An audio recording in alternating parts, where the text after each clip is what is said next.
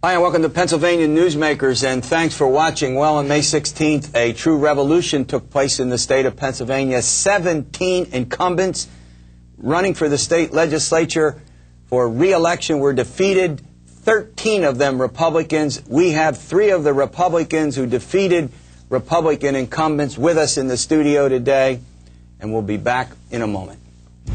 This is Pennsylvania Newsmakers, a fast-paced, unrehearsed weekly discussion with and about the leaders who shape your world. And now, here's your host. Hi, welcome back. Terry Madonna here for Pennsylvania Newsmakers. Well, if you've been alive and at above room temperature in the state of Pennsylvania, you know that in the past year there's been a lot of discussion about the pay hike, about legislative reform, and it all led to a huge crescendo on May 16 when 17 incumbents were defeated, the largest number in more than 30 years, sending a shockwave through the state.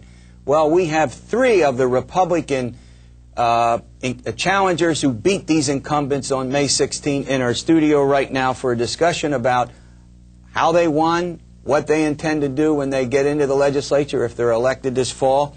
Joining me on my right here is Gary Hornberger, who is the Republican candidate for the state House in the 125th District. He beat an incumbent named Bob Allen. Also joining me is Mike Fulmer. He's the Republican candidate for the state Senate in the 48th District. He beat Majority Leader Chip Brightbill.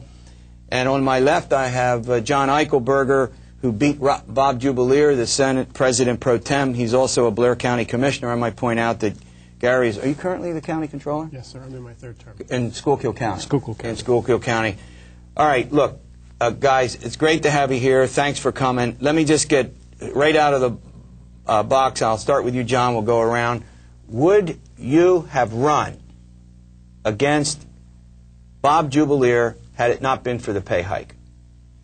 I very well might have. In fact, we had done polling the week before the pay raise vote.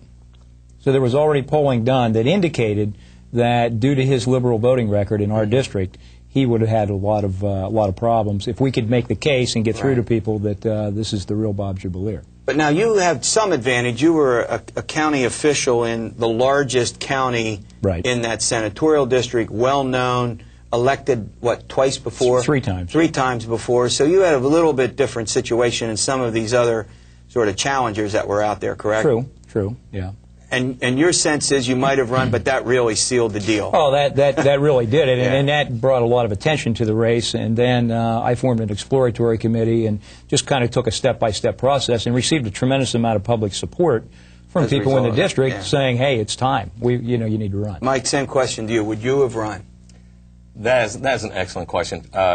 Quite frankly, I don't think so. But we just started a political action committee called the Constitutional Organization of Lebanon, COOL.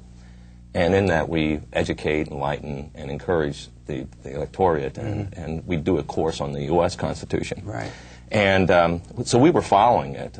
We were following politics, per se, and we probably would have been looking for a candidate, as we did after the pay raise took place. I was not...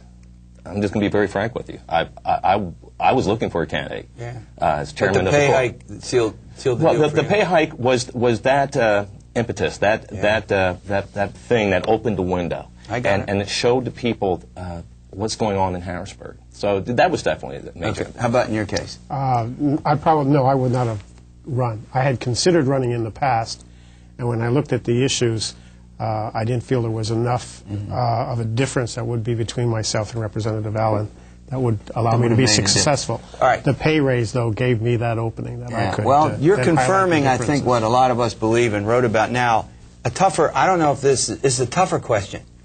Would you have won without it? And the furor that was created in its aftermath, I'll add that little postscript. Well, I know that's a tough one. I'm putting you guys on the spot here. But you know what? That's a great question, because it reinforces everything that I think that the pay raise represented. Yeah. Yes, the pay raise angered people, and it was that final straw that broke the camel's back, more or less, and became that rallying cry, like remember the Alamo. But what I said the pay raise was all about was that it opened the window and it showed people what's going on with their government, and they started to pay attention. So without that, maybe we would continue to be sheeple and just How about in your case? Now, you're in a little different situation, right? I mean, go ahead. We talked about... I know that's a tough question. No one said we were going to ask easy questions here. Well, it certainly made it much better for the challengers when that broke. But if we could have made the case, but really, without the media getting excited and talk show hosts and people like yourself and everybody writing about it, I don't know. It'd have been tough. And in my case, he spent about $1.5 million, and he would have spent that anyway. Yeah. So that's another issue about how all of you were outspent. Oh yeah. Go ahead. And no, I would not have won. Yeah. And I really believe in the primary, the vote was not a vote for Gary Hornberger. Yeah. It was a vote against the incumbents because we tried to make it not an issue of just the guy I was running against, but the system as a whole. And when you look at the results of my race, I lost in Schuylkill County.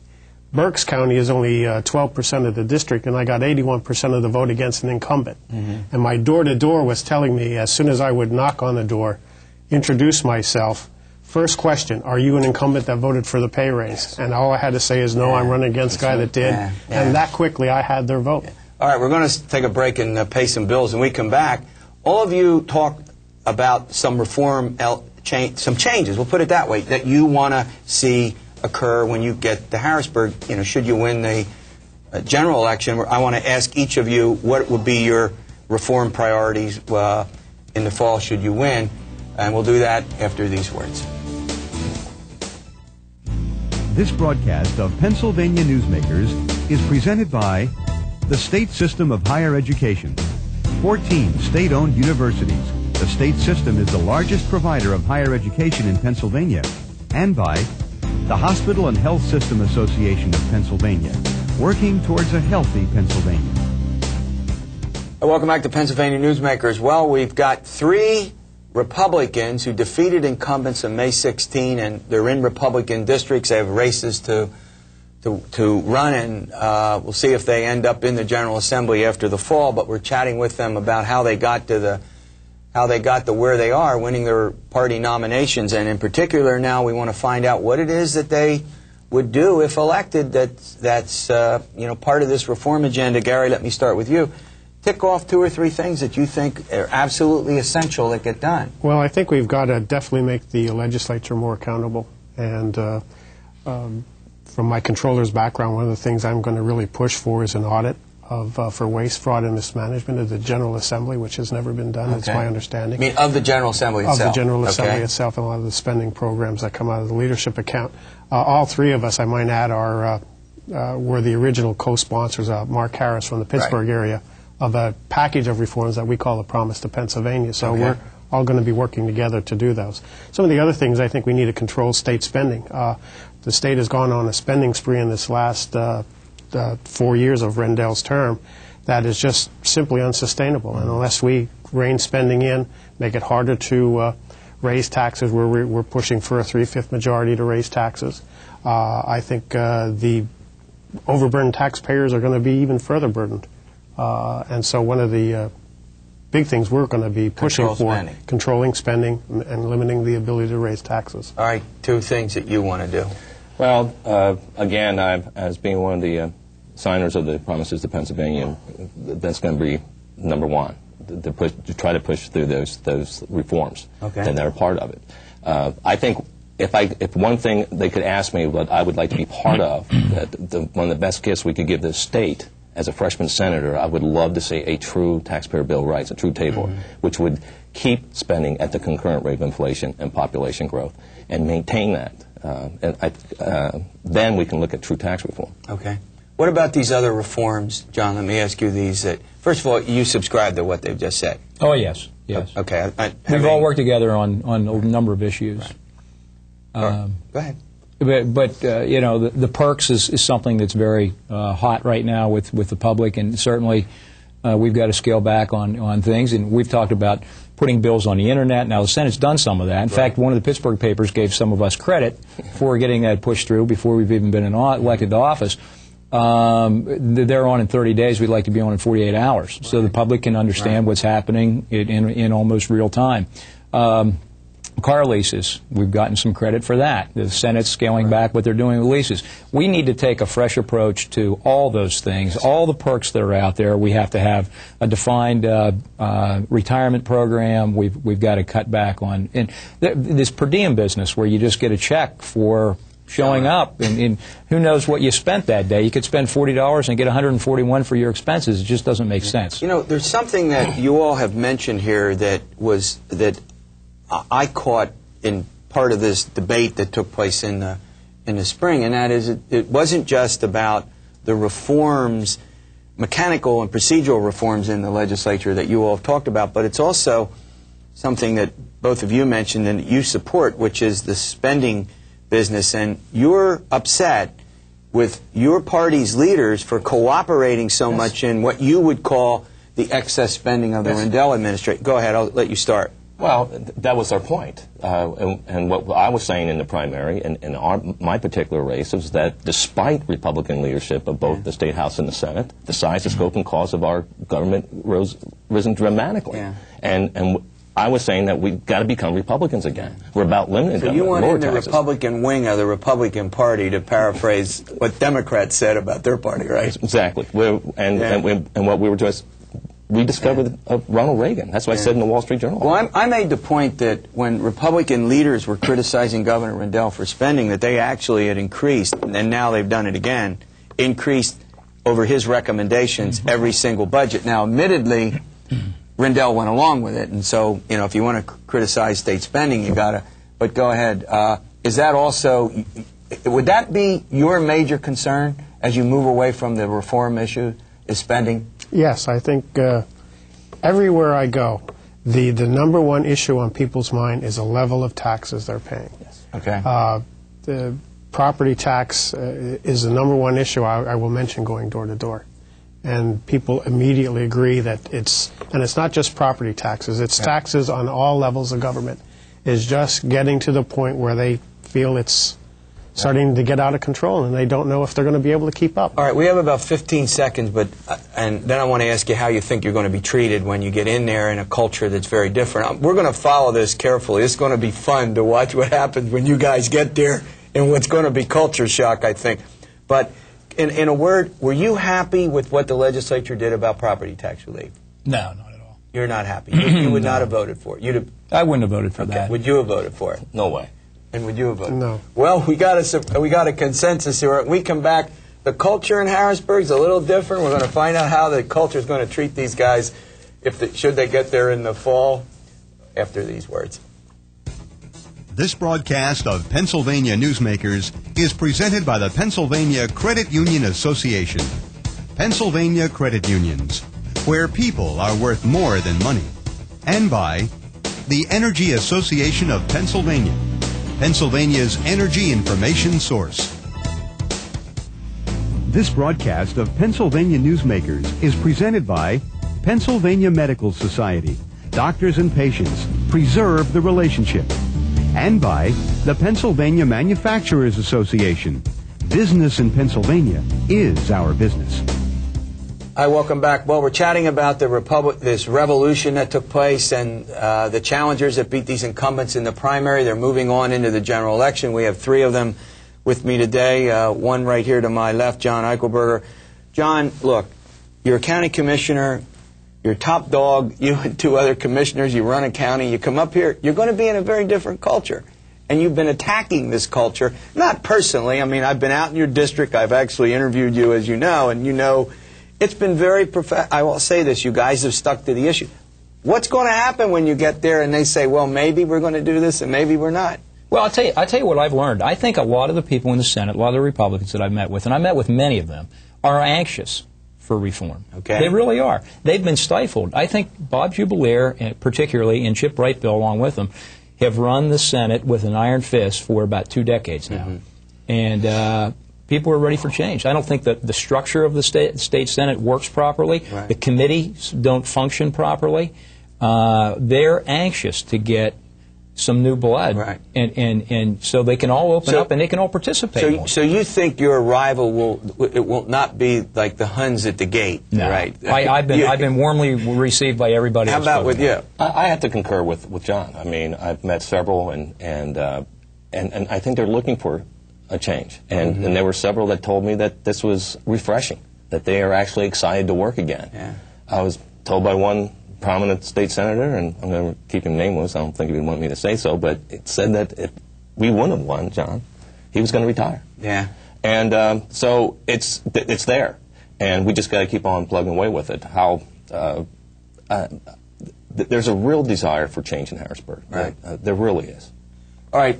Look, these guys might well go into the Senate. You might well go into the House. House is a little different. One of the things that I commented on as a result of this, with 15 new House members, almost all of them, in general, more conservative than the people they replaced, make the House Republican caucus in the House a lot more conservative. Are you going to have fun? I'm excited about our prospects. I'm excited about our prospects. I've been met with the House Republican Campaign Committee several times. And as far as the reform agenda, I've been contacted. I've been sent packages of reform ideas that current legislators are thinking about introducing, trying to get me on board. So I agree with these men. I think there is a real desire among the rank-and-file membership of both the Senate and the House to make the legislature more open and allow each member to participate more fully. And so I'm excited about our prospects. Let me ask this question then in general. I mean, it's one thing when you're outside to say these are the changes we want to bring. You get into these chambers. I mean, you've got, John, you made a point. You've got to change the way the legislature functions with the late meetings and, not voting bills through the conference committee where they're not available to the public and the press. I mean, the sort of the open records. We could go through these issues and spend days just outlining them. Are you optimistic that your colleagues are actually going to say we've got to change the way this body, the legislature functions? Well, I think a few things. First of all, I think a lot of people are anxious, like we've all said, to make change. So I think some of that will happen. Secondly, if we lead by example, if we do things that we personally believe in, and we say, well, that's the rule, and until it's changed, I'm not going to use that. I'm not going to take that money. I'm not going to do certain things. And that puts the pressure on everybody else. You guys are on a whole. This is an important point. So what you're saying is that you're quite. I don't want to get into details of this now, but on things like car leases and per diems and all that, have you all made up your mind what you're going to do about these things? I mean, yes. I have. We haven't talked about it. This seems pretty. You're all nodding. You're all nodding. Go ahead. The only thing I'm taking is the salary. That's it. I've publicly stated I will not take a car lease. I publicly stated I will not be a part of the pension plan. And, really? Yes. I said the same way. Really? And again, because I feel we have to lead by example. If we're going to change the way... But some of them don't seem totally... I mean, if you drive a car, you ought to be entitled to mileage anyway. You're not... I don't want to get into, but go ahead. But this is some of the stuff that has angered the voters. Well, but here's what has happened. You've had very egregious... overusage of it. I mean, I get your point. Abuse, exactly. I get your point. And so maybe we need to be a little more. All right. We're going to run to a break. I want to continue this. This is a fascinating discussion. We'll talk about this and other issues when we return for the final segment of Newsmakers following these commercials. This broadcast of Pennsylvania Newsmakers is presented by Highmark Blue Shield, changing the way health plans work for business with a variety of plan options for employers and more choices for employees. Information is available at highmark.com.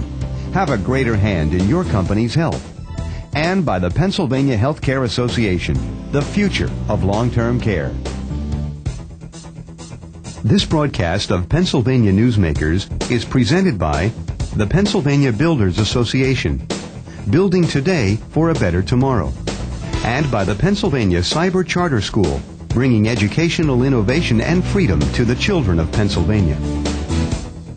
Hi, welcome back. We're talking about the revolution, mostly within the Republican Party, that took place on May 16th, where we're going to have a whole bunch of new members of the General Assembly, probably the largest freshman class in 30 years. It looks like somewhere between 50 and 60 new members of the General Assembly.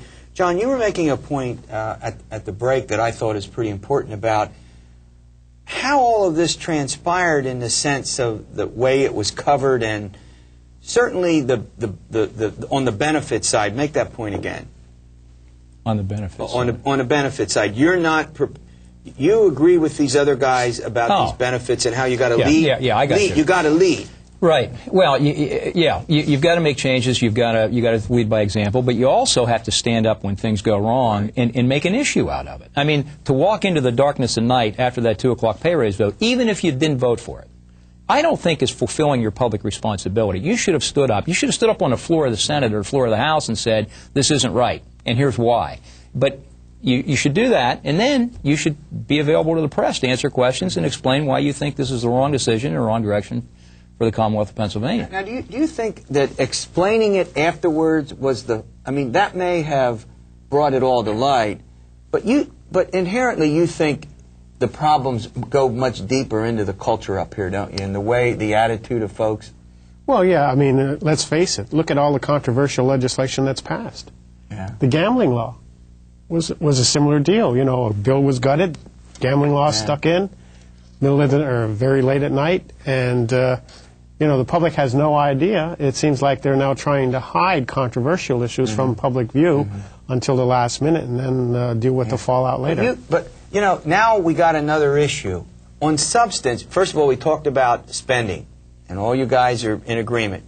Too many deals with Governor Rendell, too much big spending. But let's go to another issue that when there was a common thread among the reformers who ran for the legislature, and that was gaming.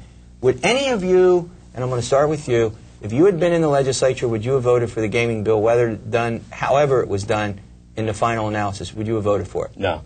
So, in other words, you have problems not just with the way the legislature functioned, but with what it has done. Exactly. So, would you have voted for gaming? No. Would you have voted? No, I wouldn't. I'd be glad to sponsor a bill to repeal it. Amen. You too? Yes. Yes. Yeah, it's fascinating because all along I thought this is just more about, it is more than just about per diems and pensions and all of that. Am I right? Yes, it is. It certainly is. There's a growing disconnect between going door to door. That's one of the biggest things I heard. I mean, the pay raise was important, and that was the straw, like I said. Yeah. But there's this growing disconnect between the people have between their elected officials. Many turn into career politicians and themselves. Yeah. Well, we're out of time, but this was a fascinating discussion. Now, should you guys win, I want you all you're going to come back. We can have you back individually, in your role as senator and houseman. We do something called point counterpoint. You'll have fun. We'll get you together with your Democratic opponents and have some fun. All right. Thanks for watching this edition of Pennsylvania Newsmakers, and stay well.